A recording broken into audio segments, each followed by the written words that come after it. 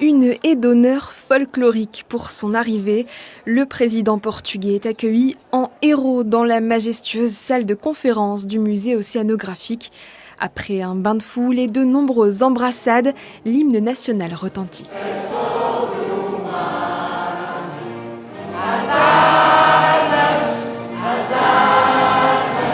Le chef d'État, qui quittera prochainement le pouvoir, a ensuite offert à ses compatriotes un discours touchant et fédérateur. Viva UK! Viva Portugal! Une prise de parole pour rappeler également l'histoire partagée entre le Portugal et Monaco, et notamment l'amitié qui liait le roi Dom Carlos Ier et le prince Albert Ier.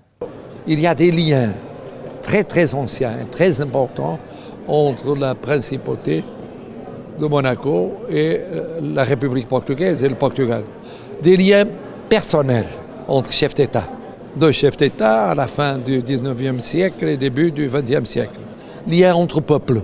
Ça veut dire on a des monégasques au Portugal et on a beaucoup de Portugais à Monaco. Et beaucoup de Portugais de différentes générations. Et à tous les niveaux de la vie de la principauté. Ça veut dire professeurs, étudiants, des ouvriers, des artistes, des intellectuels. Alors, ces rapports sont essentiels à un moment où on partage tant de principes et de valeurs et de priorités sur le monde. En effet, cette visite historique a été marquée par la signature d'un accord-cadre qui facilitera la coopération entre les deux pays. Elle se clôture donc au plus près du peuple et de ses traditions.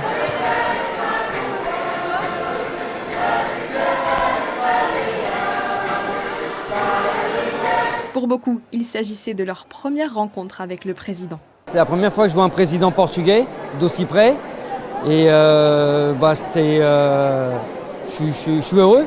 Je suis heureux parce que je pense que je ne reverrai peut-être pas celui-là, mais un autre, je ne pense pas le revoir. Je suis née au Portugal et franchement, ça m'a touché son discours parce qu'on voit à quel point le Portugal est présent en Europe à travers tous ces immigrés. Donc c'est vraiment touchant. On s'est senti reconnu aussi dans son discours forcément. Et voilà, ça fait plaisir.